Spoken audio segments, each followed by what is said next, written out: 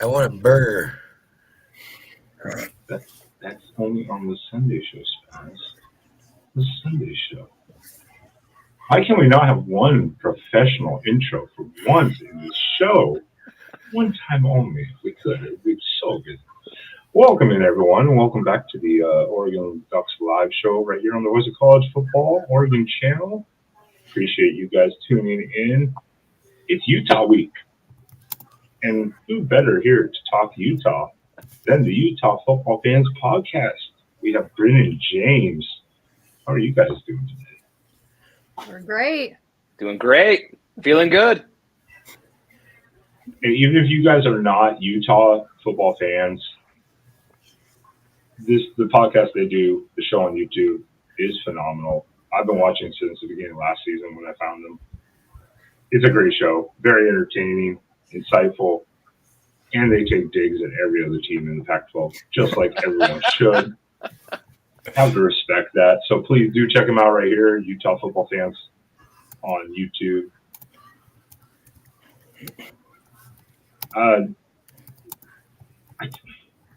Well, I guess how are you guys doing tonight? Spaz, Derek, Sean, and then James and Brent. How are you all doing tonight? Yeah, so far so good. It's a game week against the Utes, and that shit always makes me nervous. So I'm gonna put on a brave smile and continue throughout my week. Especially Rice Eccles. Yeah, it definitely makes me nervous after some of these games I've watched. So you definitely kind of got the nerves going. Although I think my favorite is I saw it again last night. I think it was 2013 when he's going 80 yards for the touchdown, and then he drops the ball at the 1 yard line. That's my favorite year of all time. 2014 Kalen Clay. Hey, you know what? That's my favorite Oregon-Utah game of all time, all right? Oh, I wonder why. I wonder why. Mine was. I bet it's theirs too. A couple of years ago, that was my favorite.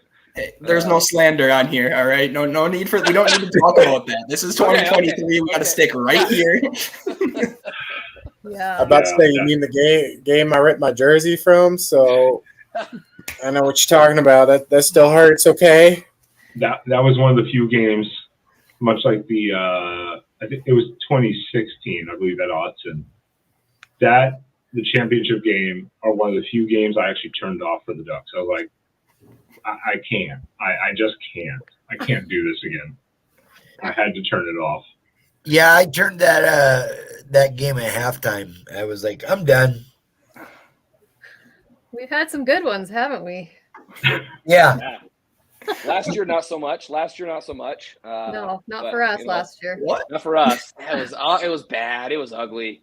I hated that game so much. Well, it was so sloppy too. I just watched a recap of it today, actually, and I think Cam threw 3 interceptions. I think Bo had another 2. We had 2 additional fumbles. It was a sloppy game all around. It was, I mean, a win's a win, but in hindsight, that's not how you want to win a game by any stretch. Well, and Bo was hurt that game, so going into it, I remember thinking like, if we can put pressure on him, we can do some things. And tons of credit to the guy. I mean, he's an absolute baller, right? He goes out and he beats Utah. I thought at that point it kind of put a nail in the coffin of our season, but it didn't. So here we are. No, the Beavers decided to run it 19 straight times down our throats. I saw a tweet about that today that said California's going to run it 20 straight times or something like that. So it's pretty funny. Not the greatest end to our season in that sense. Yeah. No. I would have broken my TV if that had been the other way around. That was rough. I was watching that game. That was rough for you guys. Oh, I know, especially, we were looking at 31-13 at some point. I think we were looking at early in the third quarter, and unfortunately, cruise control was turned on, and man, talk about blowing up in your damn face. That was a tough one to stomach. We appreciated it. I know you guys did. Obviously y'all did. Like, that put you there, so. Hey, we appreciated the Pac-12 performance, though, again. Because, again, like I said, anytime we can take digs at USC, we absolutely love it. Absolutely love it. Yeah, we could do that for the next hour if you guys want. We can just hang out and just make fun of USC. That sounds like a lot of fun to me. You know what? That might be better than the inevitable of the Saturday. So, hey, I mean, I'm down. It's a dumpster fire over there right now, and I'm here for it, man. It's great. I love seeing it. Yeah, me too. Oh wait, I'm sick. I can't make my weekly show. Yeah, right. You guys have been surprising. You know, I really was not concerned about the Utah game once I knew Cam Rising wasn't coming back. Which I told these guys after like week 4. I'm like, why would he? I mean, rest up, do whatever you want, transfer, go to the NFL or medical. You know, but there's no point. But now 2 weeks in a row of you guys putting an offense on the field, I'm like, I mean, it's USC's defense, so hold on. But at the same time, I'm like, all right, that makes me a little more nervous for this weekend because now you guys are actually moving the ball consistently. Barnes seems to be the guy. It does make me a little more nervous about this weekend. Yeah, when just kind of a little perspective for coming out of Utah, we all kind of expected Cam to play at some point, right? Like everything that had been pushed from the team was that Cam was going to play, and so you know it wasn't necessarily a surprise he didn't play against Florida and then Baylor, and we all kind of waited for it, and then as you mentioned, the team just announced this last week that they're shutting it down. So the offense has looked significantly better the last 2 weeks. Now one's against Cal, right? And then the other's against USC. But I think a big part of that is Barnes now, he knows he's the dude, right? He knows he's the guy, and he's getting every first team rep. And I think that is making a big difference, and that the game plan can be completely tailored to what his strengths are and what the offense's strengths are. So it's a good time for Utah to get an offense rolling. I'm kind of with you. Like looking at the schedule, I was really dreading. I mean, we play USC, Oregon, we play Washington still, right? It's just now that it gives me a little bit more hope to see, hey, the offense can do some stuff, you know, including running the ball, but we can pass the ball a little bit too. It's good to see. Yeah, I think the uncertainty, it was affecting everybody. I mean, obviously fans, we all kind of wanted to know what was going on, but I really think it was affecting the team. Just that every week of like, okay, is this the week he's going to come back? Is it going to be this week? Because I honestly think they didn't really know week by week. And now that the uncertainty's gone, they're just going to move forward. I mean, I think we definitely saw it with the USC game. You can tell they're starting to gel a little bit more. Now, coming up against Oregon's defense is going to be a whole different story than USC defense. So I'm not pretending that like all of a sudden we're just going to roll over Oregon, but it's nice for us to see that we've got offense that's actually working together, being productive, because our first 4 or 5 games, we just hadn't seen any of it. Yeah, exactly. I was going to ask you guys, like, how do you feel about that? Like, obviously against Cal and then against USC, who, you know, both defenses aren't that great, like going up against like possibly one of the top defenses in the nation with now your kind of offense getting rolling. I mean, yeah, I think that Oregon and Utah are super similar when it comes to like that defensive mentality. I think that they're both very well coached. Oregon, they've got the advantage when it comes to the offensive side of the ball. The biggest thing is we've lost 3 running backs this year at one point or another. And now we've brought this guy. If you watch the USC game, Vaki, he's actually a safety. He plays both ways. He's provided like this spark. It's incredible. So he's provided this spark when it comes to the run game. Our other running back, number 3, you'll see Jaquindon Jackson. He's a converted quarterback. So we have a safety and a quarterback playing running back for us. And he's just a big, strong, physical dude. So I think that the key is going to be Utah being able to run the ball and establish that. And then I think that Bryson's getting more comfortable running the offense. He looked by far the most comfortable against USC and making quick decisions. That was the one thing that I haven't seen was his ability to make quick, prompt decisions, get the ball out of his hands before the pass rush could get to him. So I think that he can continue that against Oregon, it's going to be a tall task because I think their defense is probably the best defense we've faced to this point. I think that Utah does stand a chance here for sure. Yeah, it's not USC's defense, that's for sure. Well, No. and likewise, I mean, Oregon, we lost Whittington, so our second string running back. We still have Irving, even though he got dinged up this last week. Don't know exactly the extent of that, but he's back apparently. But Utah by far is going to be the best defense we have faced. So it's kind of an equal matchup of like, okay, what are we going to expect now equally across on the other side of the field?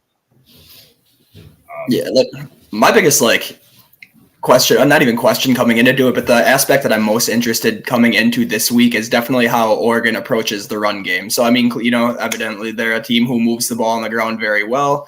They've done so all year. Transversely, Utah does a very, very good job of kind of stifling the run and limiting the damage and, kind of disrupting that game plan.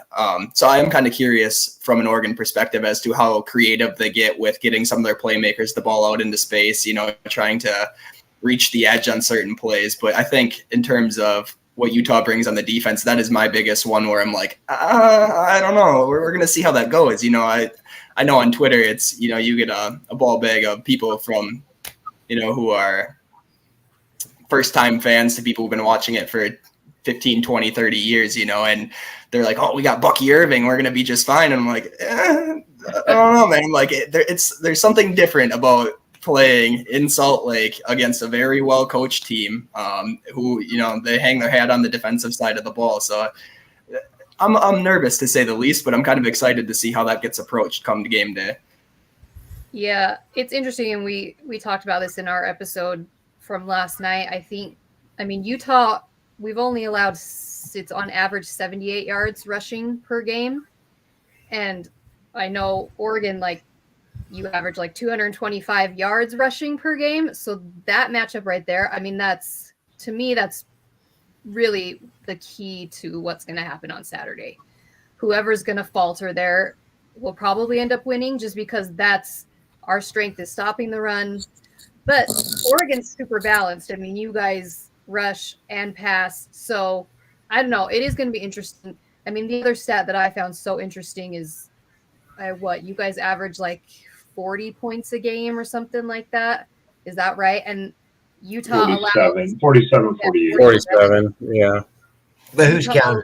Yeah. Utah allows an average of 15. We've allowed an average of 15 points this season for games. So it's going to be interesting. Now, again, Utah's offense hasn't been really doing anything except for the past 2 games. So our stats for offense are just super low because we haven't been scoring points at all these games. But that matchup there of Oregon's offense, Utah's defense, I don't know. I really don't know. I feel like it could go either way.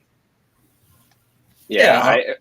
One thing to keep in mind, so Utah's played when we played Florida, and leading up to that game, all I heard about from Florida fans was this 2-headed monster running back tandem that they had, right? It was just going to be crazy.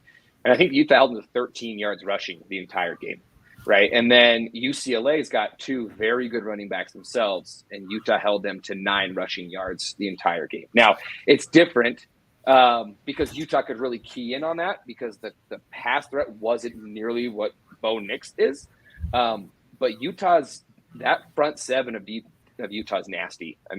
They can get pressure with 4. That's a huge thing in the pass game. They don't have to blitz very often. They can get pressure with 4, although Oregon's only allowed, 4 sacks all year. So this chess match is going to be really interesting to watch. And then I think that this could arguably be the best defense Utah's faced.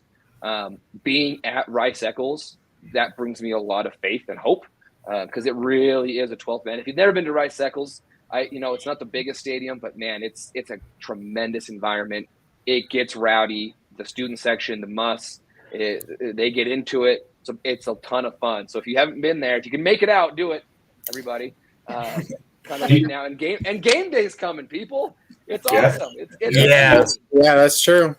Now, do you think there'll be daytime versus nighttime will make a difference? Because nighttime games always have that extra it feels like that always has an extra energy. I don't know if that's just more of the student sections have more time to drink, or whatever it is. But nighttime games always seem to be just that much rowdier. Well, let me explain the difference between daytime and nighttime coming this year. Because of that, I looked at the weather report. Saturday night is supposed to be the first night of snow falling in Salt Lake, but it's only supposed to be possible rain showers during the day. That's a big difference. It is supposed to only be like, I think they said 49 degrees or something like that during game time. Maybe 50, maybe 51, 52, something like that. So, but 20 something at night. Yeah, that jumps. So that's a big difference. I mean, there is something for sure special about, I think, any night game college football atmosphere. I think that, it's not unique to Rice Eccles, but there is just something different about it when the lights are on. I've always felt that way. I'm really bummed this game's not a 6 p.m. kick, honestly. But that being said, we played UCLA at the same time, and that was one of the most rowdiest stadiums I've ever been in. I mean, it was shaking. And so, yeah, I think that it makes a difference, but we bring it every game. Well, I think the students will have plenty of time to get inebriated as they can get and stumble their way over the stadium and hopefully find their seat, I guess. The students will be camping out all night for game day. They probably won't even go to bed. I think that added to it. I do agree, though. Night games, you can't replace it, but it is what it is. People are going to show up. It's Oregon. This is a huge game. So, don't count out Rice Eccles just because it's 1:30. And ignore the Beaver hater in here. Did you just let Brent in?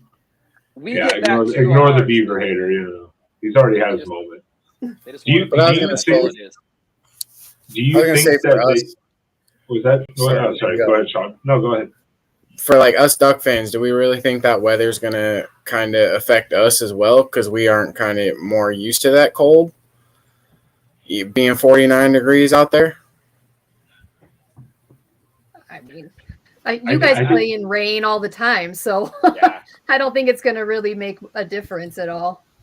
I think it just means both teams are going to run, probably try to run even more. I think, and that I don't know who that. It never rained at Autzen Stadium. Just remember. Allegedly, we know it. Just if it doesn't rain, it literally is a tsunami. Hence, 2013 Cal game where everyone was literally just sliding across the field. Yeah.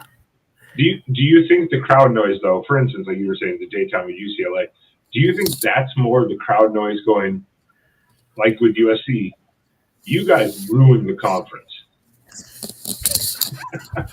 Ruined the conference, like absolutely destroyed it, because they were the start.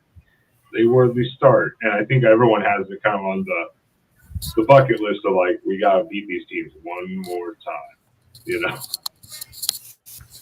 Yeah, I mean, it is too bad that like all these are going away, right? I mean, I made a joke on Twitter that I'm really bummed USC's leaving, and Lincoln Riley, because I loved having an automatic win, right? Like, but the reality is we've developed some really good rivalries over the last 12 years that Utah has been in, right? I mean, coming from the Mountain West, we got to play one, maybe two Power 5 teams every year. Right, a Cal would come in and it would be a huge deal. We played Oregon one time. I can't remember what year that was. And it was huge. And then you go back to playing, Wyoming and Air Force and all that stuff. So developing these rivalries has been really cool, and I think that we've been able to do that. USC, but we've kind of talked about it. Like, there's been some really big, fun, entertaining games, and it's been a really evenly matched series, I think. And it's really too bad that for this foreseeable future, we don't know what college football is going to be in the next 5 years, but for the next couple of years at least, totally different conferences, and we'll be cheering for you guys. It's just, it kind of sucks that that's going away, in my opinion. Yeah. Yeah, I think we all kind of feel that way with seeing how the Pac-12 is actually this year now, and not knowing going into really the season of what the conference would really kind of entail. We knew that obviously Oregon, Utah, Oregon State Washington, all of that, we're going to be good. But it does kind of suck knowing that the Pac-12 is finally at least decent for once, and we don't get more of it in the coming years. Yep. Yeah, I think that's the frustrating part is the Pac has been such a overlooked conference over the last, I mean, realistically 10 years. We'll have our Utahs or Oregons or, those couple of years USC is actually decent.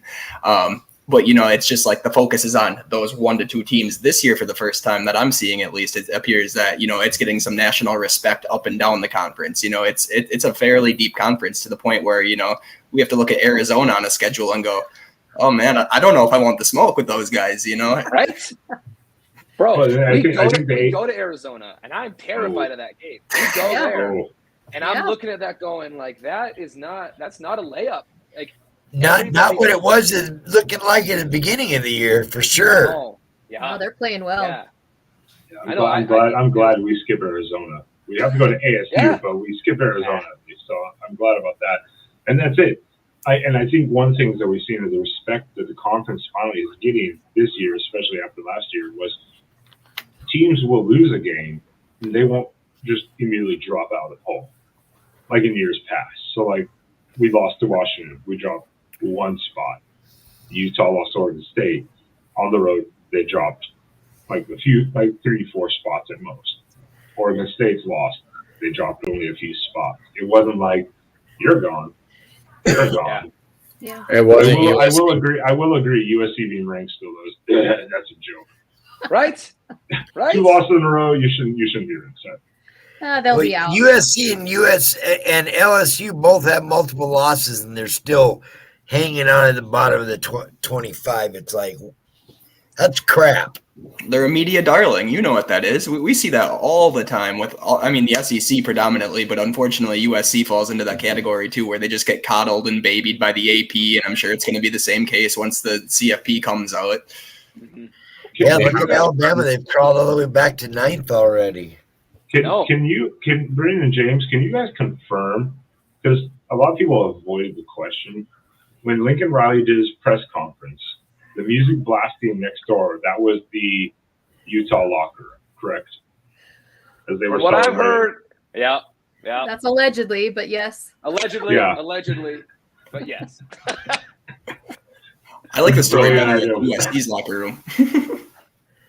That too. There was a report that was USC's locker room, like they're partying after a loss. So like, maybe it was them.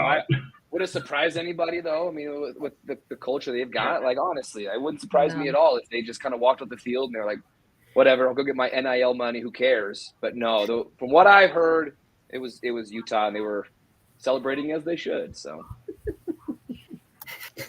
I mean, until that last drive, like that game was scary. So, yes, you may as well party after that. No, no doubt in the pig farmer, boys. I knew all along. I love a Twitter post from a guy earlier. He's going to game day. He's a Utah fan.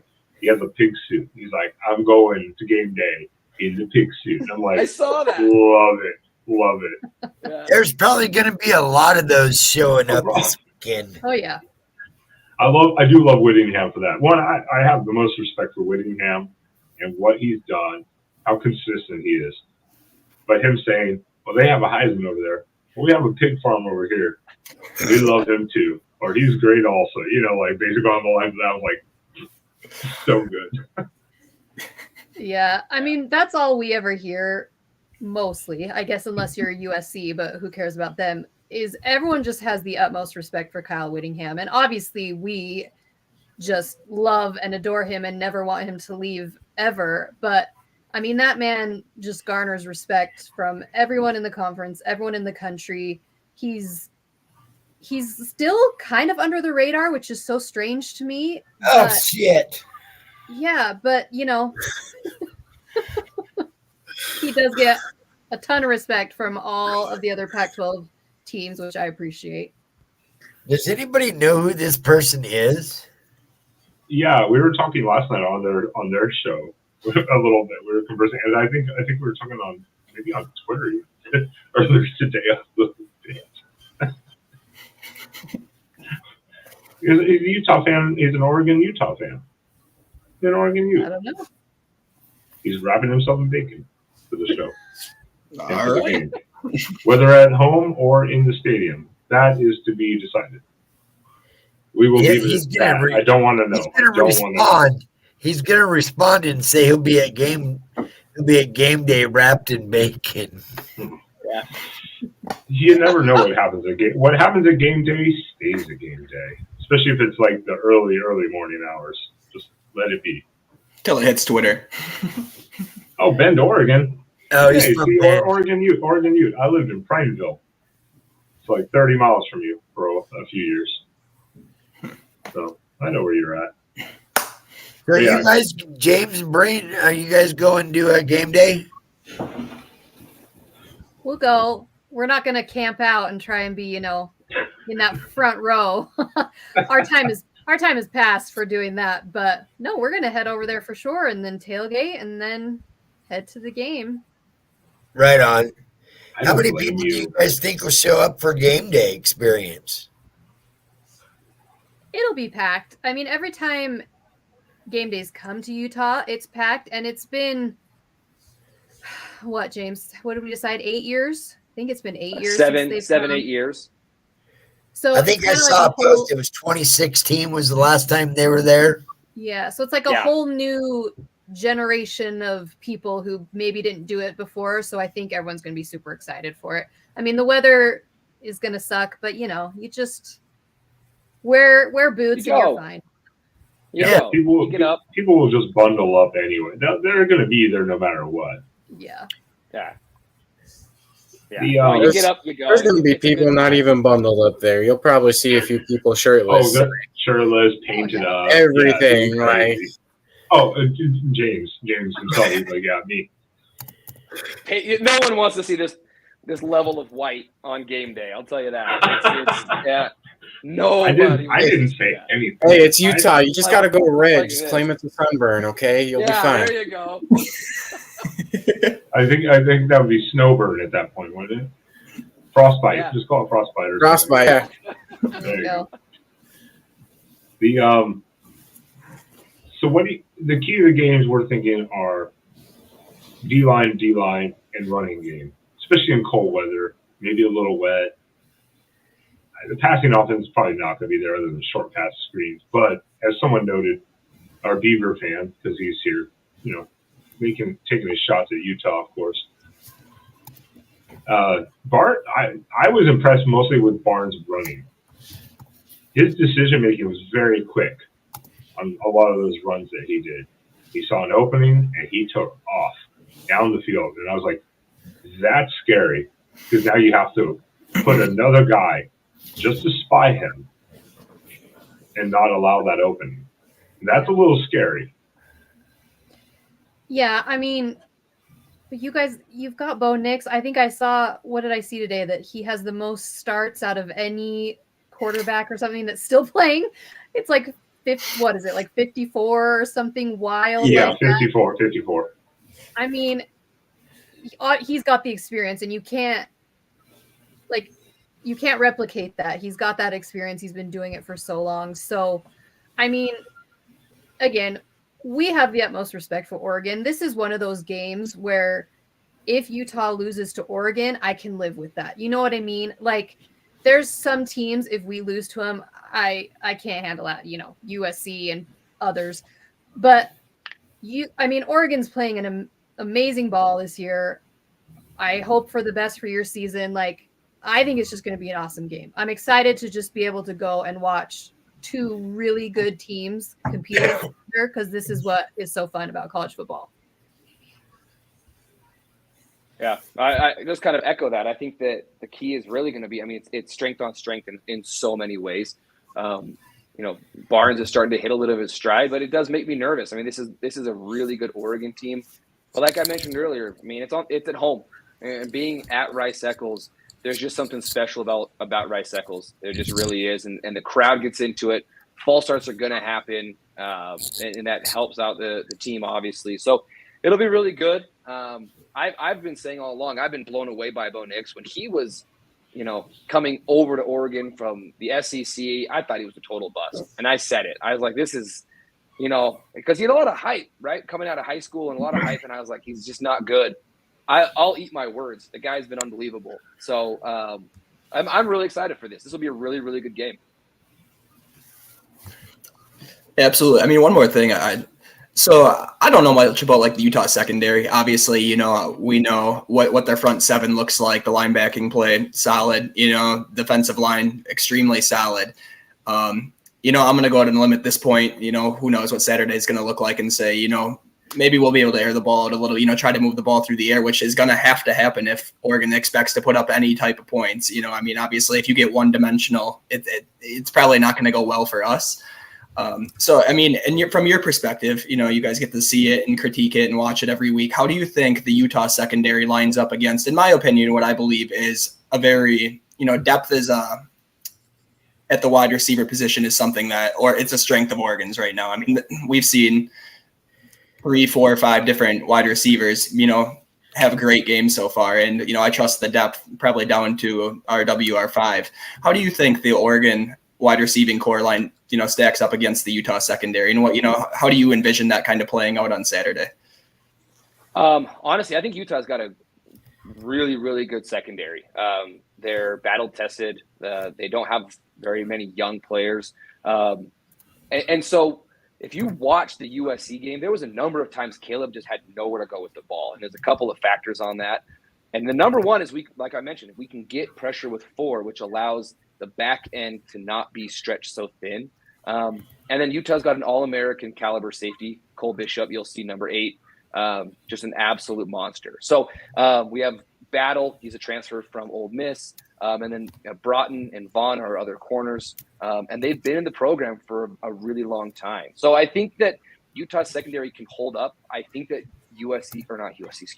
Oregon will get some yards, much like USC did. But it'll be really interesting if Utah can get that pressure with 4 and allow the other dudes to not be stretched so thin like they were able to do it at USC. That, for me, is really going to be the key. Because if we have to bring extra pressure, that's where it makes me a little bit nervous.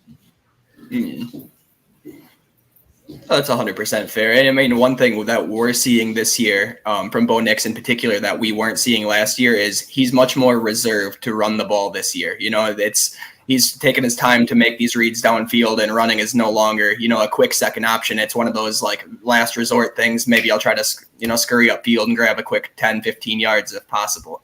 So, I mean, that's another thing that kind of makes me a little bit nervous.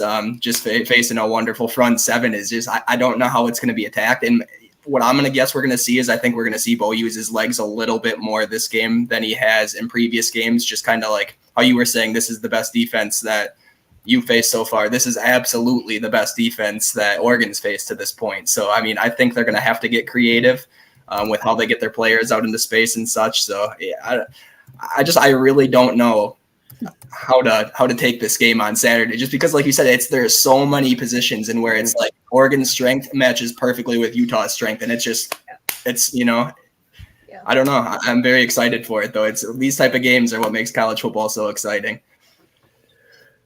Can't wait.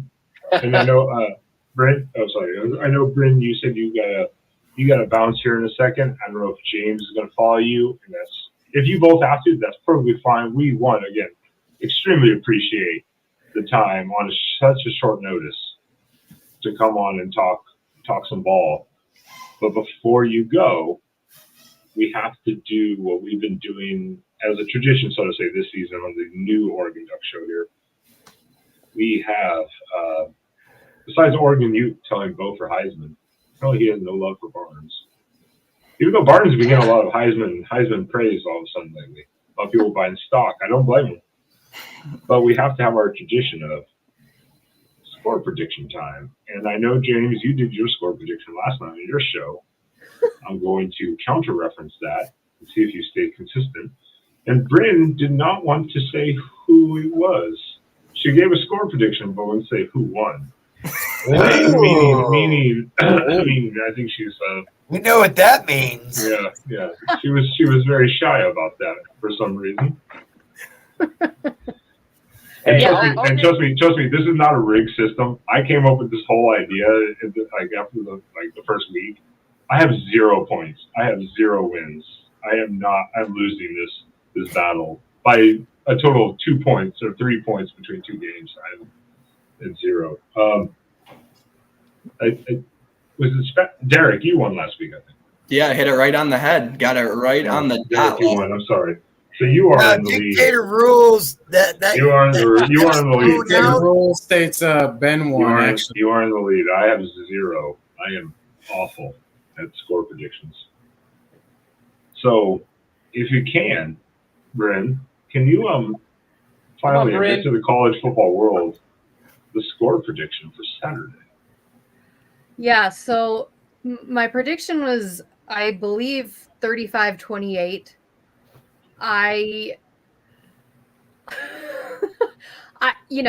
I'll come on here. I'm going to say Utah, of course. But it is interesting. I really could see that score, like, going either way. But, we're going to pick Utah, of course. Okay.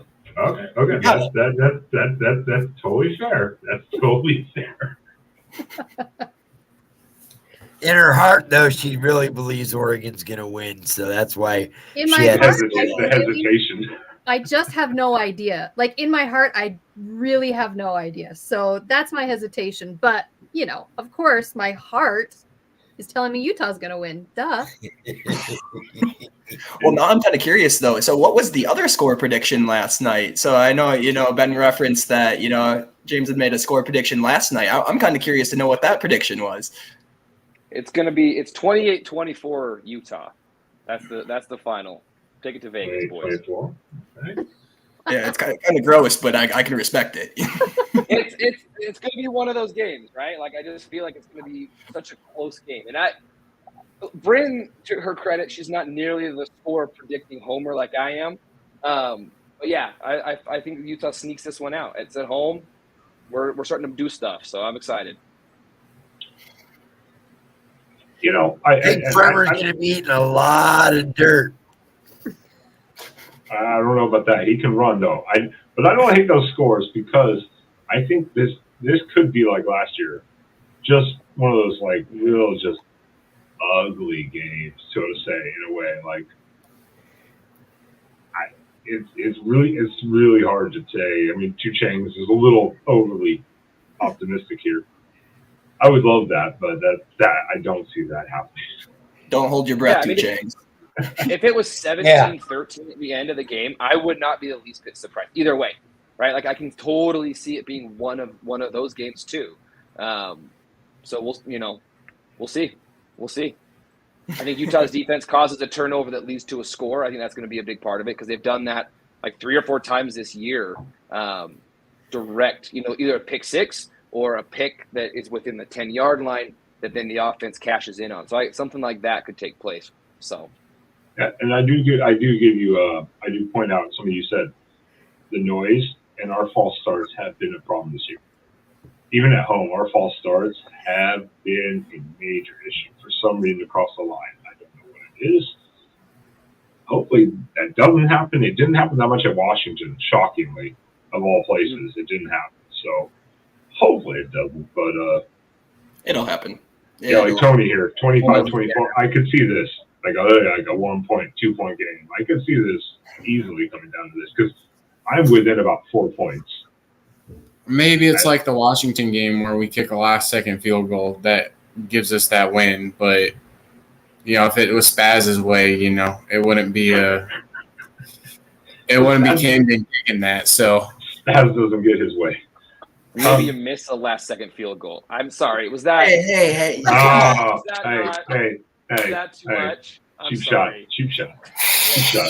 Poor Lewis. We've been praising him all year, and then he misses that, and then he missed the first field goal last week too. And I was like, poor Lewis. No. I know. That was rough because I was cheering for you guys. That was painful, man. That was rough. I felt for the kid.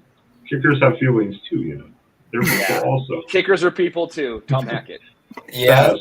Spaz, real quick, so they can hear the score prediction real quick. I've got mine in mind. What's your score prediction, Spaz? Oh, shit! I didn't know. Yeah, of course. We're on score predictions. I know we were just doing the guests. I didn't know we were doing ours too. Oh my God! It's like I don't do this. We don't do this every week or something.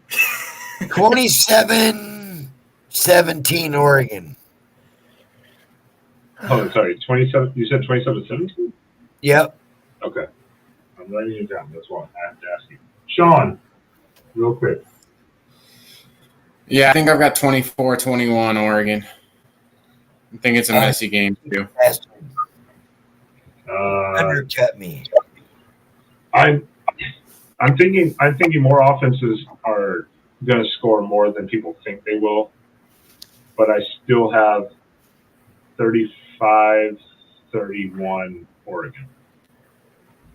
It's still close. I'm still putting it a very close game. It's going to come down to like one or two small things like a turnover or a short field or something like that, or a missed field goal. But I'm gonna put a weird one there.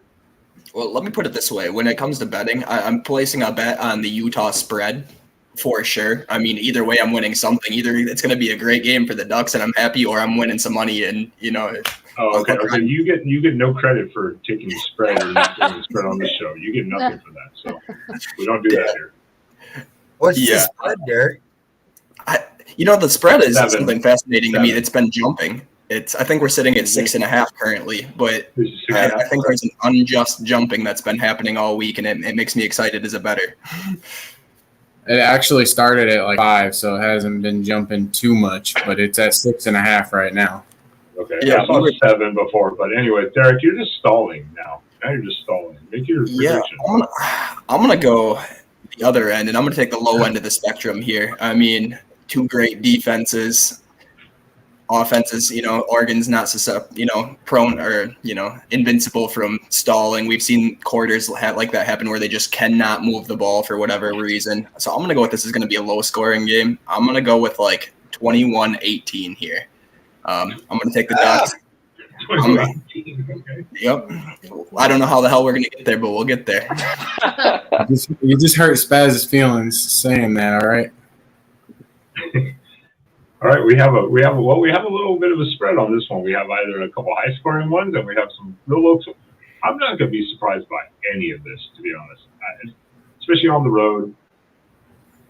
Two defenses that, Utah has played UCLA. And UCLA does have a good defense. I will give credit to UCLA. They actually have a pretty good defense this year. Their offense is just really struggling. But Utah has a good defense, so this is going to be interesting. To say the least. So I want to thank one. I don't know if you're going to drop 2, James. If you do, that's fine. I know Bryn said she's got to get out of here. If you want to stick around, you can. If you need to get out of here, that's fine too. We again greatly appreciate it.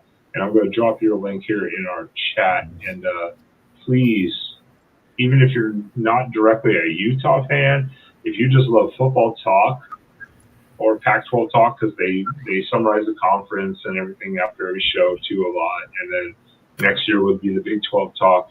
Please go check them out. I'm going to drop their direct link right here in the chat. Go check them out. Make sure to support them, give them some love. And again, we really appreciate you guys coming on to talk, because this is a big game. We're both one loss. This is to potentially stay in playoff contention, and maybe even you could say potentially Pac-12 title contention elimination to a degree. Yeah. And it's the last time we're going to play each other for the foreseeable future, So this is that weird realm of the Pac-12 right now where every game is kind of like your last one against that opponent for a while, maybe. Yeah. Well, thanks for having us. It's been fun to just talk about the game, and we'll see how it goes, but it should be a good one, hopefully. Appreciate you guys. Thanks for having us on. It's good meeting you guys. Yeah, wish you all the rest of the way. Come by and visit. Yeah. I appreciate it. Thank you. James. We'll see you guys. Thank you, guys. Yeah, Brendan James of the Utah Football Fans Podcast right here on YouTube. Drop the link in the chat. Go check them out. They do a great job over there. I've loved watching them, and I'm not a Utah fan, obviously. And I love watching them. You know, they own it. Man, I love that they make USC their bitch every season. Gotta love it. Now they're gone. I can say that. I was behaving. I was absolutely behaving myself. They probably would have appreciated it more if you just would have said it, you know, when they were here. That is possible. That is possible. I won't be surprised if they drop in the comment section and be like, "You're welcome." Like, I wouldn't be surprised. Clinton just subbed to him already. Yeah, You would sub, Clint.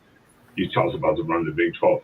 Hey, Well, to be honest, I mean, I know we didn't quite get into it. That's something I would have liked to get into it a little bit with, you know, the Utah guys while they're here, just how that's going to go. But I truly, in my heart, believe that they are going to absolutely run through the Big 12 next year.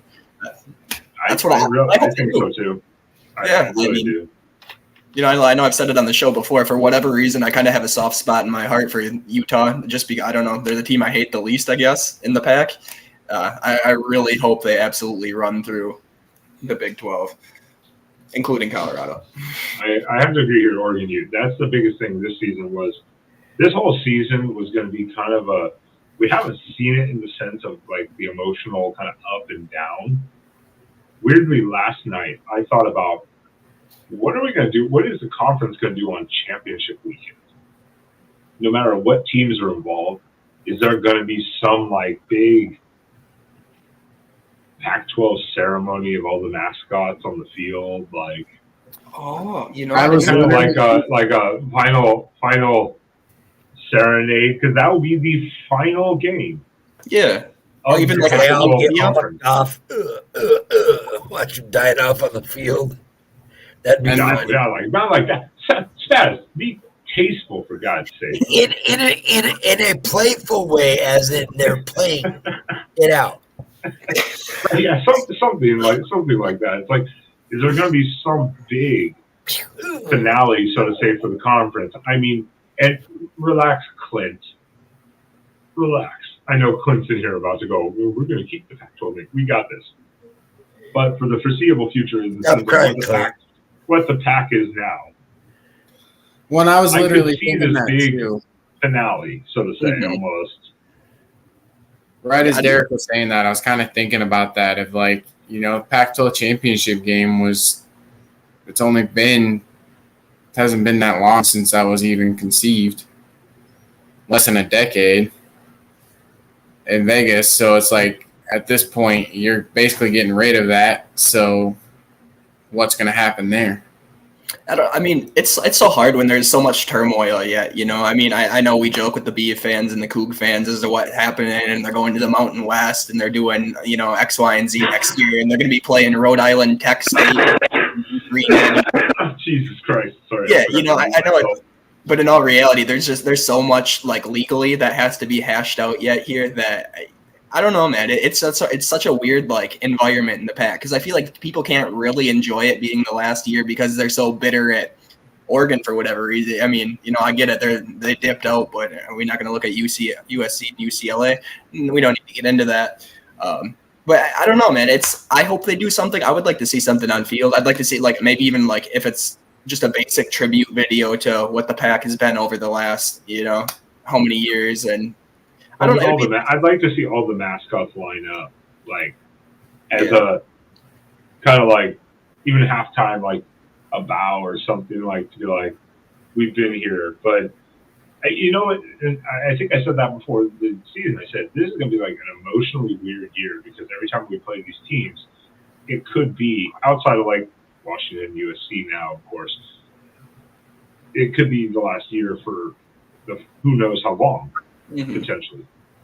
And yet it hasn't quite felt like that, because the game it's just felt like kind of like a normal season, which is kind of weird too. Like, I haven't even gotten to think about that moment about it all. Well, and that's kind of a good point. Like, you know, we've been doing this since the start of the season. Like, none of us have really gotten too emotional about a certain game at all. Like, obviously outside of, you know, that post game of a game we don't talk about, but you know, none of us have really gotten too caught up in the emotion of like a certain game in the season yet. So it's really kind of hard to tell, like, whether we are getting emotional over this or if we're just kind of like, all right, this is what it is. It's the game of football at this point. Well, like I said, I feel like there's just so much animosity around it right now. Like, I mean, obviously, I'm big on Twitter. I spend a lot of time there. All my Twitter feed is college football, so I'm seeing, USC fans, I'm seeing Utah fans, Oregon State fans, Wazoo fans everywhere. But it's just, there's so much just like, everybody wants to point fingers and blame everybody and be like, no, you fucked this up. And other people are like, no, it sucks to be you. You're playing in the Mountain West. Whatever the case is. Oh, there we go. There's the first F-bomb of the night. I like it. Did I drop it? Not my fault. You did. You broke it. You broke the seal. Oh, sorry, guys. Regardless, like, I would like to be able to enjoy it a little bit, but, every time I'm on Twitter, I see it's typically, Oregon State fans. I get it. It's just because there's the rivalry with Oregon, and if there's going to be a team you're going to pick on and say, no, fuck you, it's going to be us. And I get that. Don't get me wrong. But I'm kind of sad to see that, that rivalry at least. I know if I said that on Twitter, I'd be absolutely attacked by everyone. But contrary to popular belief, I'm not the University of Oregon. I did not choose how this is playing out. I'm just a fan just like everybody else. So, I'm kind of sad to see it go. I hope something's kind of done. I'm still calling it the Civil War. I don't give a hell what the media says. Civil War. Who cares? Yeah, no, it's the Civil War. It's absolutely the Civil War. But I kind of hope there's something done that game, whether it be at halftime or after the game or even before the game, just to kind of like commemorate what has been happening over the last, hundreds and some years. I hope it doesn't turn into a thing where it's just a bunch of fans yelling at each other because they're pissed off that Oregon's leaving and left the Oregon State to die. I hope it's something where everybody can kind of enjoy that last game. And, I'm scared to go to that game. Yeah, and it really shouldn't be that way. I mean, realistically, what it should be is everybody's kind of like, it's like a nostalgic thing, just because you're like, it is the last one, and we probably understand that, don't get me wrong. I truly believe in the future that it'll be a non-conference game at some point where Oregon and Oregon State will play. I know their fans are like, no, fuck you guys, but it only makes sense. What is with your dirty mouth tonight? Apparently, editing I'm gonna have to do now during this cut down. I'm the one with the dirty mouth usually. Like, it's Derek. Normally it's me too. And Derek's just over here like. Yeah, that's because I'm just vocalizing how I'm getting berated by these other fans. Is that better, Maximus? Does that at least give a little? I don't know what he's thinking wearing red tonight with the Utes. I thought that when we popped on, I saw. I was like, I've always to wear the red. Come on, I may be. Although Utah's wearing a black camo mixture this weekend, apparently, like a throwback blackout camo mixture or something like that. I saw the photos. I was like, okay. This is the only gear I have outside of baseball because all my duck shit was lost a few years ago. So I don't have. So he doesn't own anything white, black, green, yellow, just red. It's all Blazer or Seahawk or yeah. Seahawks. They're not red. So you already lied. You got called out. No, take the red off. See, Spence, I don't know what to tell you, man. The chat is. Bryn might have fit in actually if she really wanted to get going.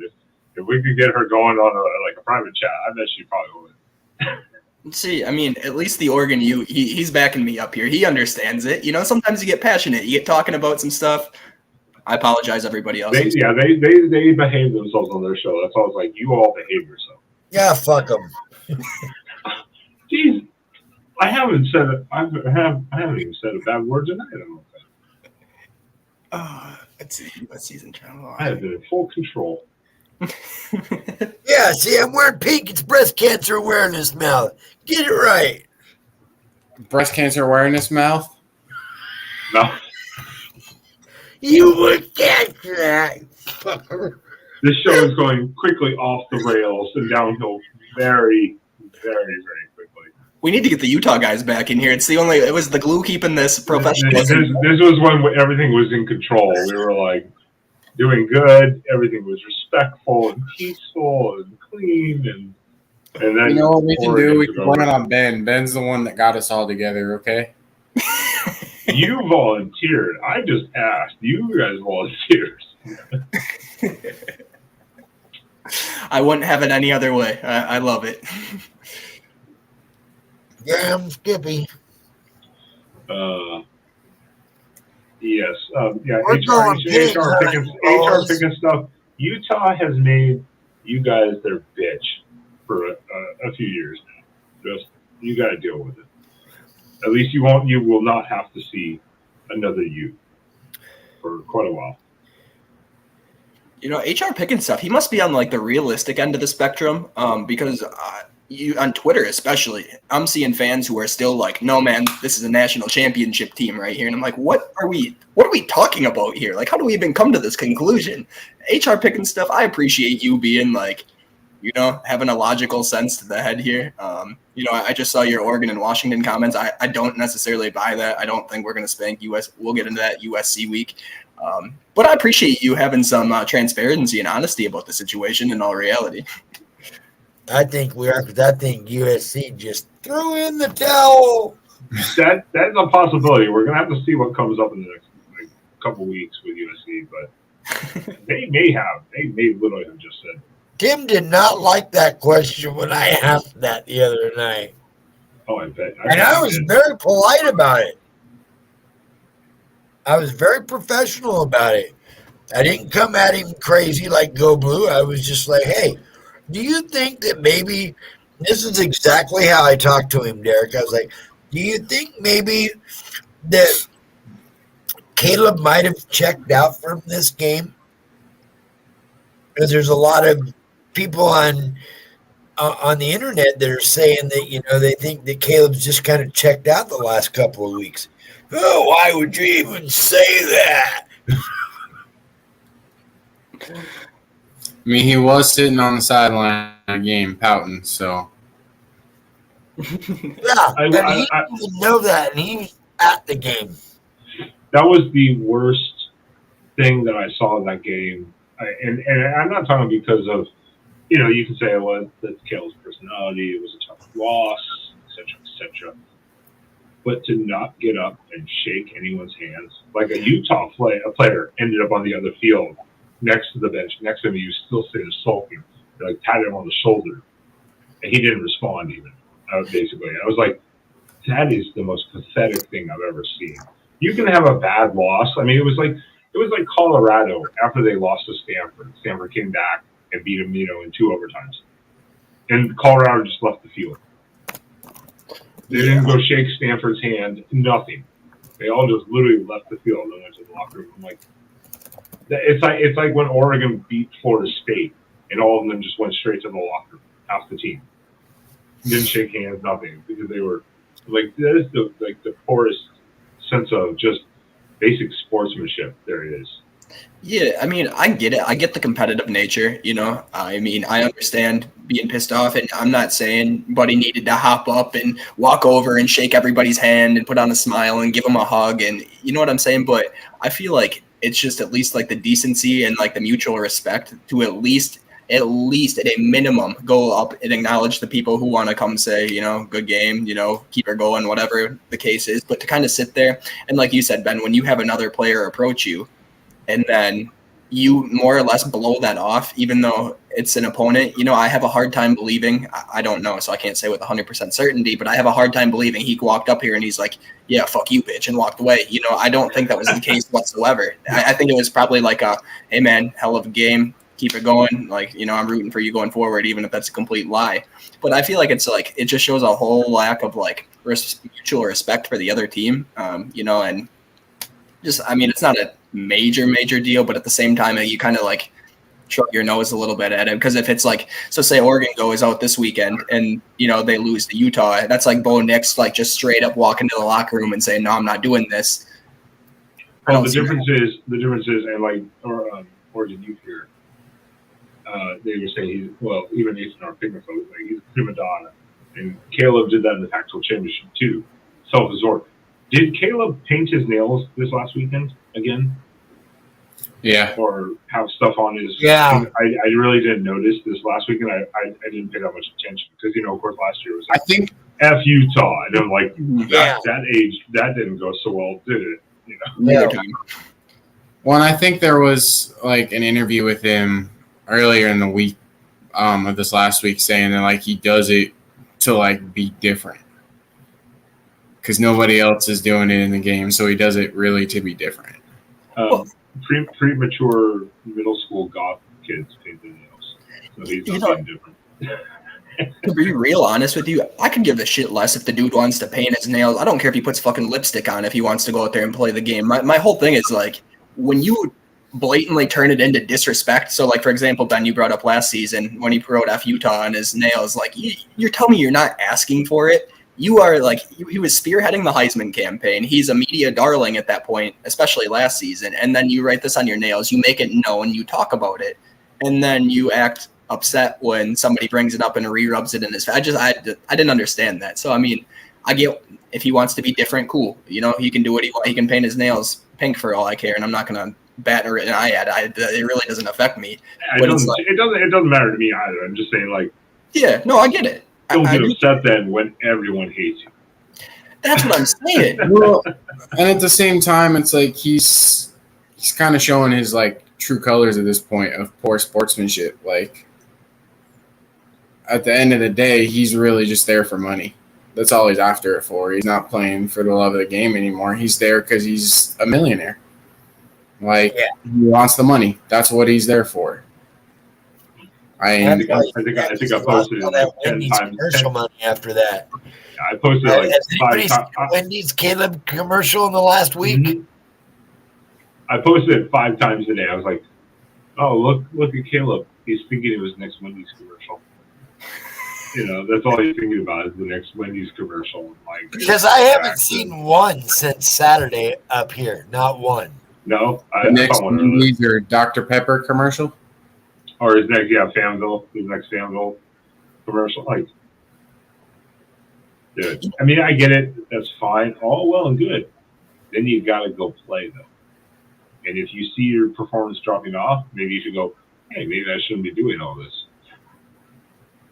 Yeah, I mean, whatever. However dude wants to, carry himself, that's not my business. He is one of the best players in college football. I'm not, I can't deny it regardless of what stretch he's been on here. So, I mean, cool. I mean, he can do what he wants. But it's just like the sheer arrogance and it's like the lack of sportsmanship and like these little subtle shots. You know what I mean? Like the F Utah on his nails and such.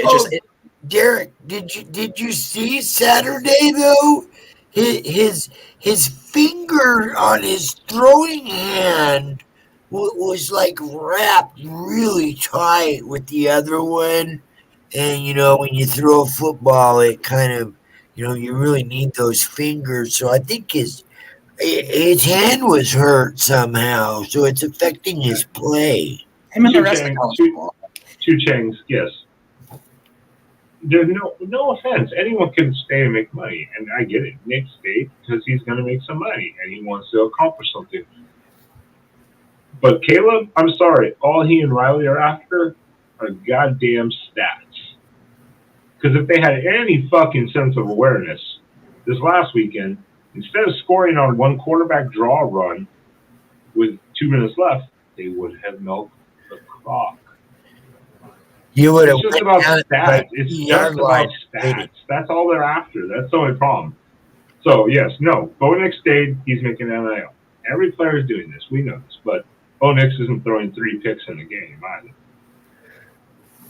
Yeah, like Bo stayed, but at the same time, like Bo staying for the love of the game. Like he felt like there was unfinished business. Caleb stayed for money. Who's more arrogant, Caleb or Shador? Oh, that's a tough. That's kind of a toughie. I think there's a different level of arrogance, in a way. Not necessarily a bad arrogance. I think there's different levels between the two of them. I don't know how to break it down. With that, I think Caleb has more of that disrespect type of arrogance of the I'm better than you type of arrogance, whereas Shador kind of just has that I grew up with daddy's money arrogance. Oh, Jesus. Yeah. I still love the Stanford guy, Gilman, after the interception going on the sideline, like, uh-oh. I love that.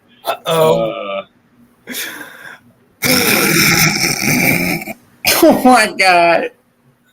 Yeah, I think it's more of a family arrogance Rails. than That comment's off the rails, okay?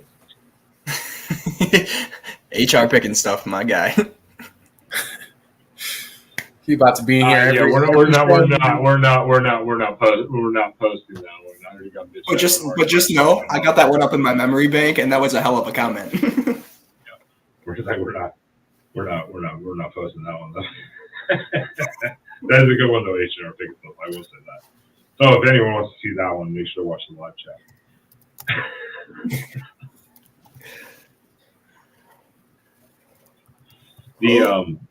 This is a good question, and I think Caleb is the most arrogant one. Shador is just kind of overly cocky.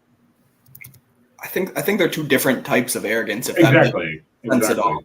Yeah, I guess I don't know if that makes sense when I'm saying it, but in my head, like I can differentiate. I feel like there's at least two different types of arrogance happening between Caleb and Shador. And like, in my opinion, at least, Caleb's is like a little more warranted. He is a Heisman Trophy winner. He's going to be one of the top picks in the draft next year, if not the top pick in the draft next year. Shador Sanders, man, I mean, he's having a hell of a year. Not what I'm saying. I'm not dissing him as a player, not even really dissing him as a person. Just, that's not my personality. Some people have it like that, but I don't know, man. There's sometimes I'm seeing some stuff like when he went to the Arizona State student section after the game, and he's just, and don't get me wrong. I know there was some chirping going on, and I'm sure there were some things said by the student section that probably shouldn't have been said. I get it. But at the same time, just from an outsider's perspective, you look at it and you're like, dude, what? You beat Arizona State. Then the next week you get absolutely, embarrassed by Stanford coming back. I don't know, man. It was just, I don't really understand that one. I don't know. Yeah, there is different. I think there is different levels of arrogance. Same as cockiness. You can be cocky in the sense of just being positive, and you can be cocky as in just like being stupid almost. Mm-hmm. Same as arrogant, I think. Yeah, there's different levels of it. Whatever. We don't have to deal with it. I mean, well, Caleb, but Shador is nonsense. We don't have to deal with that for. Oh, we already showed him what Oregon will do to him. So he doesn't have to. He's fair. Lucky he doesn't have to deal with that anymore. Caleb has to worry about that though. If he plays the rest of the season, as some people said, he's not going to. Like, no, he will. He'll sit up the useless bowl game. Maybe they end up in. Sure, but he's going to play the rest of the season. He's not just going to shut it down. That would make no sense. I mean, why? No, he's injured. According to Tim, he might just have a real bad injury that he's going to have surgery and heal for the NFL draft for. Well, if there's a legitimate quote unquote injury that has to have a procedure on, like especially a throwing hand, that's a little that you can argue at least would be a little bit different than him just going, I'm not going to play the rest of the year. Even if you say, it's kind of minor, it's just exaggerated, at least there would be kind of a reason. But I do think he's going to play. I think he's going to be pretty pissed off. But knowing he has to play Washington, Oregon, UCLA coming up, you never know. With already 2 losses and expecting maybe 2 to 3 more. I don't even like the kid, and I hope he comes back and plays. Like, you can't just do that. You know what I mean? Like that. Then you really open up the door for, NFL prospects in future years just to, get their first loss of the season and say, you know what? I'm good. I'm going to train for the draft next year. Like, I really pray that college football does not turn into, basically an NFL light, if you will. Well, and it just might. You never know, like, with the way the game of football is being played now, it changes week to week, even year to year. Like, you never know how it's going to change in years to come. H&R picking stuff. I'm telling you, this dude is becoming my favorite person in the chat all of a sudden. I absolutely love everything he's saying tonight, man. Well, he's 100% correct. I mean, Chu Cheng is making good sense too. I mean, like in the sense like mostly his last comment. Bo could have a great backup career, and that guess what? How many people sit as a backup and last more than starters and make a fuck ton of money? A lot of good quarterbacks sit as a backup and make a lot of money. Well, come And here. you never get injured. You don't have to do a damn thing. Don't have to do a damn thing. Fitzpatrick or Brian. Yeah, Fitzpatrick, exactly. Perfect example right there.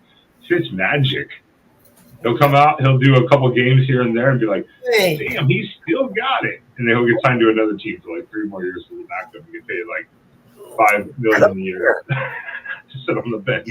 I mean, it's not a bad world. This is not a bad world at all. But Caleb, this year especially, and people said it, the USC offense is taking a step back dramatically.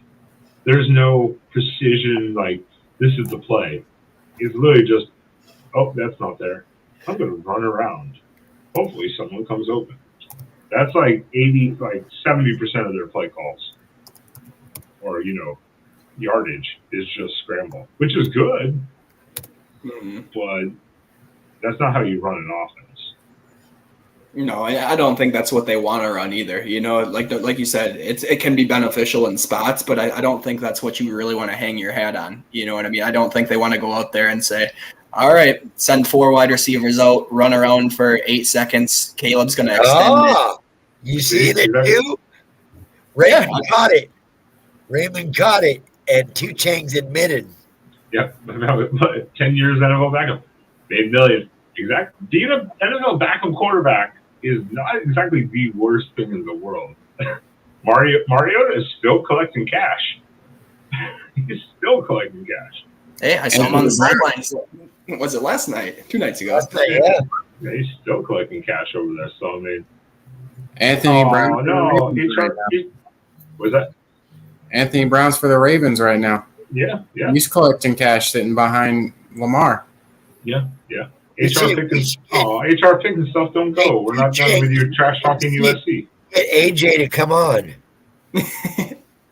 Yeah, I mean, to be honest, I'm not going to sit here and say I think Bo Nix is going to be the next all-pro, quarterback in the NFL. But what I hope happens is I hope when he does get to the NFL, regardless of what role he takes on, regardless of what team he plays, so I hope he has a successful career, whatever that means to him. If for him that's 5 to 7 years in the NFL, getting some solid playing time, and he retires a happy, healthy dude, that's wonderful. I hope the best for him. But that's the point. That's the point. I mean, and that's why people are staying in college too. I mean, and agreeing. And I'm not disagreeing with Chu Cheng, who's like, hey, Nix came back to the NIL. Yeah, last year his draft was not that high.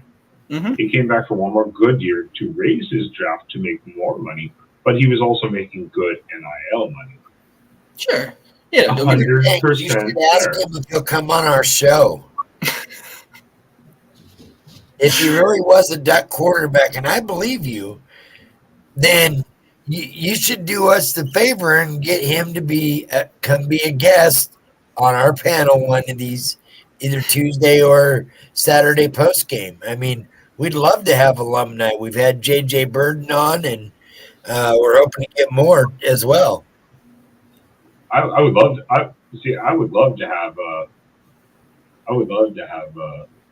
AJ. I don't think he's bitter about Oregon. I think he's more a Cristobal. I don't think he's bitter about Oregon. I think AJ Brown would be more critical of Cristobal than Oregon. Yeah. I think it was more that, but yeah, I would love to get. We get Anthony Brown and stuff over here. It'd be awesome. And yes, no. I don't know what Bo's NIL is. I'm sure it's easily probably somewhere around 3.5. Yeah, do you guys know? Is NIL, is that like public information, or I truly have no idea. Oregon has a collective, so I'm not sure if that's public knowledge or not. I'm not sure how that works. I've never really wanted to get into that too much. Yeah. But I'm sure it was. I'm sure it was probably $1 million. Yeah, I'm sure it was. please So do what I can say- find as far as I mean- July 24th of this year, Bo Nix's annual NIL value is 1.4 mil. Okay. No, I thought it was Right. higher. Yeah, and I know valuation. That's like typically what they like project it could be, or like what he's worth in the eyes of whoever the hell's evaluating this. So I would be kind of curious to see if his valuation has gone up or down, or kind of like what those NIL deals are. Obviously, we're never gonna know, but I don't know. I'm curious, but yeah, of course he made millions coming back. Why else would he come back? I mean, I don't think that's necessarily like a shot by any stretch. I mean, especially now that we're living in the NIL world where every university is dishing out some type of coin to some of their players, at least. You know what I mean? Yeah. So it's, Well, and right here, Two Giants, Oregon Collective put together $1 million deal for him. That I don't deny or doubt. oh, sure. Yeah. And anything else as well. It's like, I don't know what it is. I'm sure $1 million is not far off. Nike's shoebox full of cash. Man, I wish I had a Nike box full of cash. Clint is just jealous. That's all the Beavers are. They are just jealous. Yeah, I think it's so funny. Like, Please reach out to him, and we can be as low key as he wants. If he wants to just do a quick little thing, like a little 5-minute deal, 5-minute clip or something that we do during the day somewhere, and then we just share it on our live show later, that's fine too. If he wants to be low key and just maybe say a few words about his experiences or about playing at University of Oregon, and that'd be great. Yeah, we're open to any guests here for anyone in the chat or watches later. If you guys know former Oregon players or coaches or anything like that, shoot them our information here with the show. They can get in touch with us or Mark Rogers, and we don't have to do this live. We can literally just set up a kind of one-on-one or a recording and then just add it in later on the show, or just a little segment by itself. We're more than open to adjusting schedules as best as possible to fit their ability also. Because it only helps the show, it helps the fans, and all of that stuff. So we're very flexible. That's why we were really appreciative to Brandon and James tonight to be able to come on really kind of such short notice within 24 hours and make some time to talk Utah ball, which, we didn't even get to touch upon a bunch of the stuff we had probably in mind. I'm having like 5 questions coming in my head right now. I'm going, I forgot to ask. This is what happens when I don't write notes down. This is what happens. This is why I write like an outline down usually.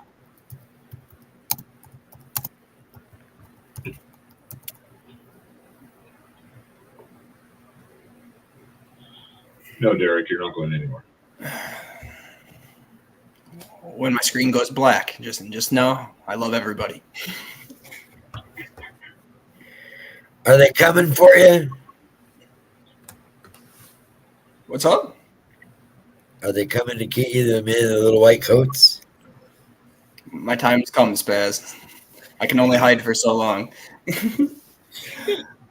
Well, you know what? It's actually, now that we've kind of calmed down here, not a bad moment. I will say, as we are saying here, Oregon-Utah week, I really wish we weren't facing Utah at Rice Knuckles.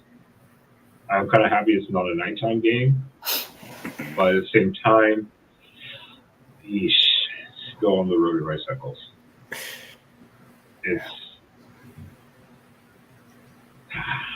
It's their Autzen, like we very much look forward to these games at Autzen because we know there's a little bit of an advantage playing in front of a hostile home crowd. They have one there, and I hate playing Utah. I don't care if it's an Autzen. I don't care if it's in a Pac-12 championship. I don't care if it's at Rice Eccles. I hate playing Utah, and that's no disrespect. It's because they're a very well coached, well balanced team year in and year out. But Yeah.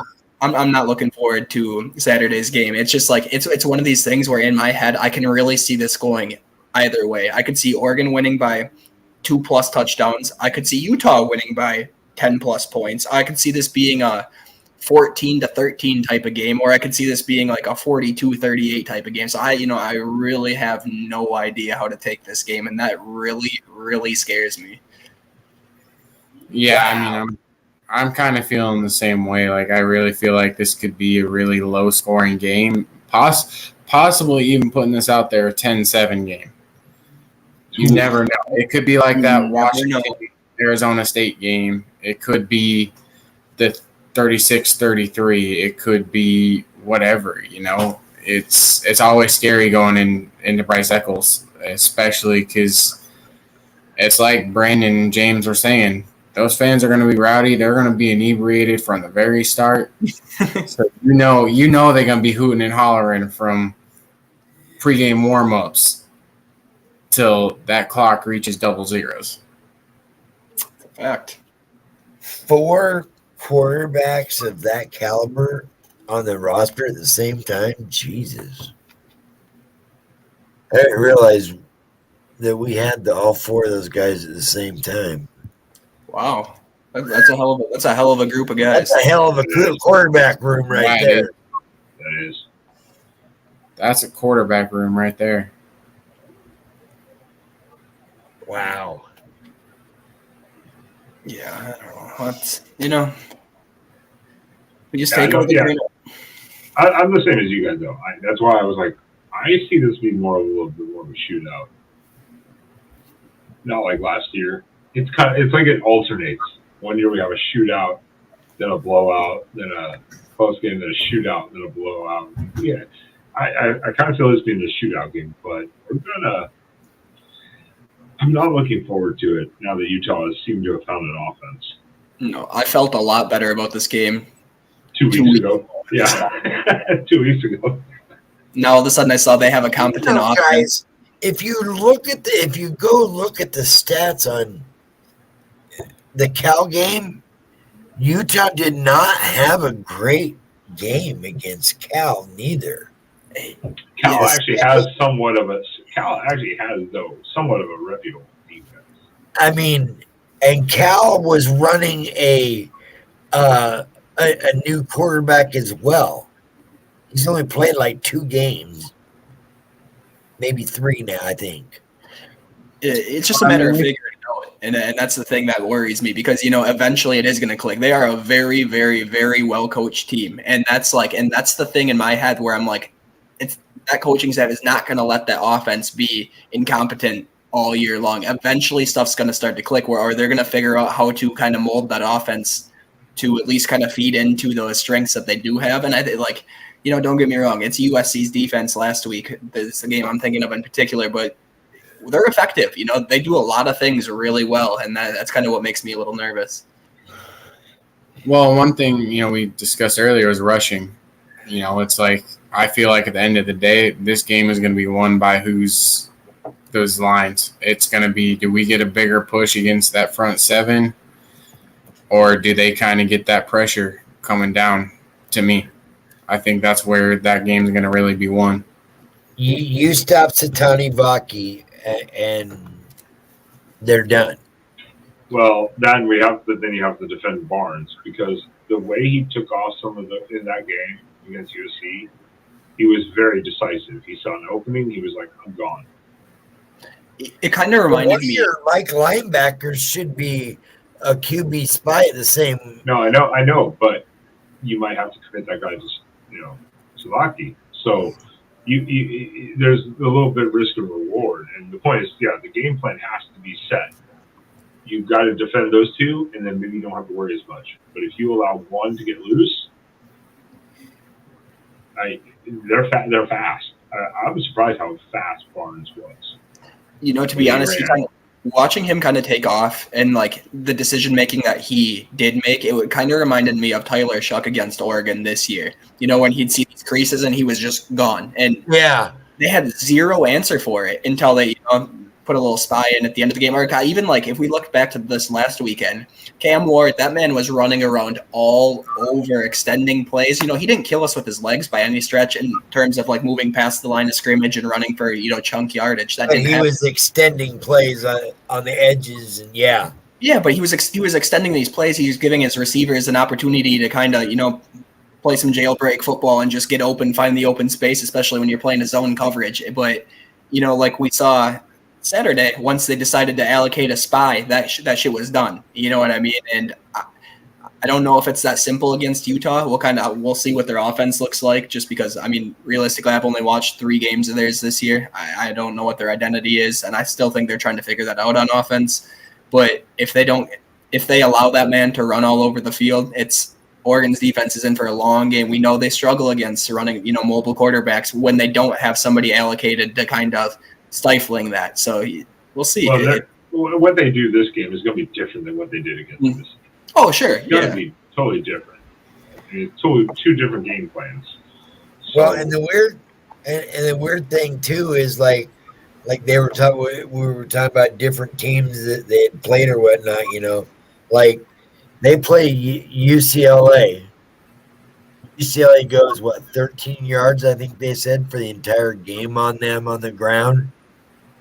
Goes into Corvallis 2 weeks later and hangs up 260 yards on the ground on the Beavers defense in a loss. And then Utah goes in the next week and gets dumped. And that's what I'm saying. I don't know how to take this off. I don't think they have an identity. I really think they're trying to figure out exactly what their identity is going to be. And like when their back's against the wall, who they turn into and who they want to be in terms of moving the ball. I think we're going to find that out this weekend. That they're going to have a bread and butter. I don't know what it is, but they're going to go, we're going to see that same look over and over and over again in these like high critical situations.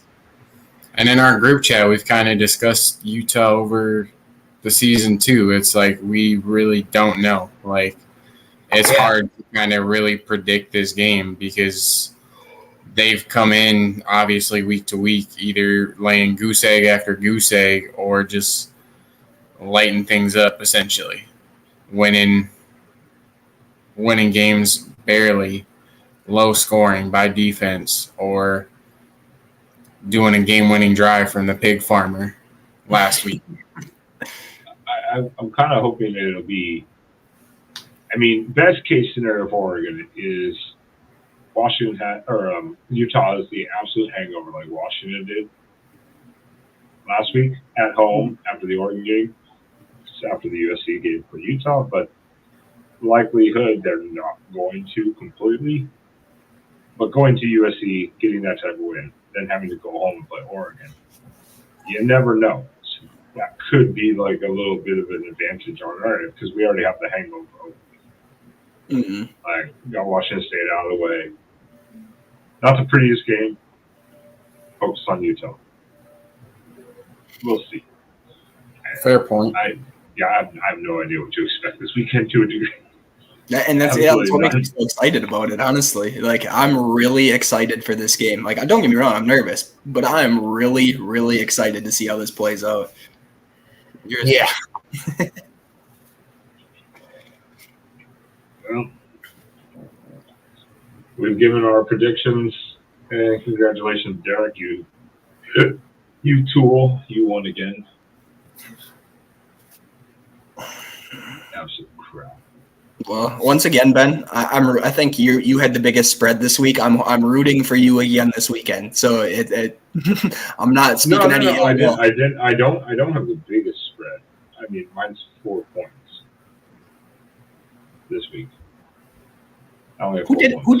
Did anybody have a big spread this week? Anything? Spaz has 10.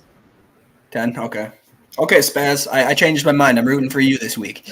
Everyone else is 3 to 7, and sure. Spaz has 10. So we're all still pretty close. In the sense we're expecting a 1 possession game for the most part. I think so too. Oh well, two Changs. What are you doing over here? Shut up for a second. What are you doing over here? Two Changs is giving us his lunch money this week. Best Troy Franklin, the best duck wide receivers prospects since Rashad. Since Ahmad Rashad. Ooh. Realistically, try to think of an argument for that. I think that's a Yeah. valid point. That's what I'm trying to think of. As in recruit or as in player? What are you saying, James? He No, said the prospect. NFL We're talking about like going NFL into NFL prospects. Oh, okay, yeah. I Yeah, can't think. that's a toughie. That's a toughie. I think he's right. Well, I mean, Yeah. I think he's right too, because who have we had NFL prospect wise in the receiver room? Well, yeah, no, definitely. As an actual NFL prospect, I mean, you said we've had a lot of really good wide receivers, but not like actual NFL prospects. No, Right. Troy's 100% there. like the one that comes college- to my mind recently is like Dylan Mitchell. Obviously, he had a wonderful Oregon career. You know, he was setting records. He set a season record. But at the same time, like he wasn't a true NFL prospect. No one, Yeah. you know, he wasn't being talked about going in the top half of the draft. He wasn't. Who's the one that was on the Olympic team? Devin Devin Allen. Allen. Devin Allen, yeah. Devin Allen, yeah. But he got injured the last year, and so he went away and just went to track, and then he just walked on basically with the Eagles or whatever. Not walked on, but they called him in for trial and they picked him up as whatever. But I don't even know he was going to be. Oh, wow, yeah. He wasn't going to be like a prospect. I don't think that much more than like maybe like fourth, fifth round, sixth round at most probably. I feel like tight ends have probably been our most consistent higher drafts and successful ones than wide receivers, as they were tight ends. So yeah, Troy Franklin definitely is probably one of the definitely higher prospects. oh yeah, I mean, I hope he does work his way into the first round, but Oh, yeah. could be a Yes, second. I do agree with that. But two chances, one, thank you for that. But yeah, I agree. Mm-hmm. He went a year early. Yeah, Dylan Mitchell should have come back one more year. He did leave. I don't know why he was like, yeah, I had an okay year and left. That was one of those kind of dumb decisions that people make, unfortunately. He should have come back one more year. Just think if we had him in 2019 also. Yeah, that would have been nice, but whatever. I mean, we see that shit all the time where, you know, people have one great year, or, you know, Dylan, he had about a good year and a half consecutively, and he said, I'm out of here, I'm going to go try my luck. And, you know, you just got to be a different breed to be one of those top half NFL dudes. I hope I hope he is a first rounder. I think he's going to go in the first 2 rounds for sure. I really, really hope he is a first rounder. I would just, personally, I love Troy Franklin, obviously, being a Duck fan, but I would love to hear his name called on that first day of the NFL draft. I could see Troy being the bottom half of like the first round, like maybe, you know, 25th or 32nd, somewhere in there, if not early second. Yeah, at least I'd say top of the second round. It really just comes down to what teams need, the NFL teams need at that time of the year, you know, after the season on their end. Like, say they have a massive injury or a contract they can't renew, and they're like, well, we need a guard. We don't need a receiver right now. And that's kind of the funky thing is Troy Franklin could drop 10 spots because people don't need a receiver. You never know. That's kind of the weird thing about NFL. It's just who wants him, who needs it. But yeah, I think he's definitely in the at least early second round. And if he keeps playing like he's doing the rest of this season already, he should be in the first round at some point. But we'll see. And while I do agree that like Troy Franklin outperformed all 3 of Washington's hyped receivers, they're still going to go before him, no matter what. Yeah. You almost can't blame like someone thinking of Dunze maybe over Franklin. Mm-hmm. Franklin's more of the burner, and Dunze is that one-on-one 50-50 guy. They have different skills. Like they have different skill sets. So Me and Derek are going to go black in about 2 minutes. Just saying. I don't know what Derek does. That's why his name is Wade. Who's Derek? No one knows. That's the point, man. No. All right. Yeah. Anyways. Yeah. Chu Chang, thank you for the super chat there. It was a little late. We've been going on for probably about 20 minutes, way too long here, as we start roasting USC for some reason. I have no idea why. It's a topic of the Pac-12. We love roasting USC. But please, everyone, as you see these three fine people or gentlemen, I don't know what you want to be called, here, follow everyone here in the scroll below on the bottom of the screen, either on Twitter, TikTok, Facebook, Instagram, or YouTube, like where we are here, Exploring the Sam on YouTube. Make sure you check us all out here, follow us, and we are here every Tuesday night, just like tonight, talking Oregon Ducks live. We didn't even review Washington State. Sorry, Wazoo, you didn't even get your own segment. We got bigger fish to fry this week. We'll see you maybe in 10 years. But yeah, every Tuesday night, right here at 9 p.m. Central, 7 Pacific, we'll hear on the Oregon Ducks Live. Then every Saturday, join us for the Oregon Post Game Live, or the one Friday after the Civil War, whatever. But within about an hour of the game, make sure you check it out for the post game coverage. And this week, of course, Utah, Oregon. Yeesh. I don't know if I'm looking forward to this post game. I'm really not sure right now. I'm kind of hesitant.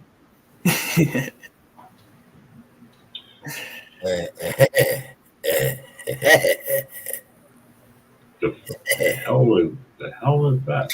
Anyways, once again, also, I'm just putting this in the chat. Please go check out the Utah Football Fans podcast right here on YouTube, right there in the chat. Go show them some love for making time for us tonight to come talk the game this weekend. And I'm hiring you as my agent, Two Changs, if that happens. Whatever that is, that's not happening. Gentlemen, do you have any final words for the Utah game, really quick? Nothing crazy, just buckle down because I feel like we're in for a tight one this weekend. Regardless of how it goes, just know my emotions are going to be played with all day on Saturday. Yeah, I just hope we have a good win and, keep the fight going for that national title shot this year, hopefully. And guys in the chat, can we please help get some bail money up for Sean? He looks like he needs bailed out over there. Maybe by Saturday we can get enough bail money. What are those? Wait. What is it? What are those? Silk pajamas? The Snoop Dogg pajamas. Oh, okay. I was like, until you did this, I didn't really notice what they were, and I was like, wait, silk fucking pajamas? Jesus. Well, I come home from work. I want to be comfy. Okay. This what I'll be doing. All right. Well, at least you put on clothes. Yes, today. I do, Tony. Please support my duck gear. Need some duck gear. Go to www.whatever, send me money. Everybody, please don't go to that website. Don't send Spaz money. We know what he's going to use it for. Sean is in the Martha Stewart prison. Hey, I can't knock it, man. If I ever get locked up in the pen, that's where I hope to be. Sure. The high end, go to right? Club Fed. I guess all I really got to say is expect the unexpected, and while you may be seeing me a little tipsy on Saturday if things go the wrong way. I think all of us will be if it goes the wrong way. Luckily, it's relatively early. Luckily, it's relatively early. Anyways, everyone, we appreciate everyone tuning in again. Make sure you go check out the Utah Football Fans podcast on YouTube. Show some love. They do great stuff over there. And other than that, if I continue this any longer, it'll never stop. So, with that being said, once again, thank you, everyone. Join us post-game this Saturday following the Utah game and next Tuesday, 9 p.m. Central, for the weekly show. And Roughly 4:30 again. Yes, this Saturday will be about 4:30 p.m. Pacific, 6:30 p.m. Central. All right, I'm done with this. I'm done.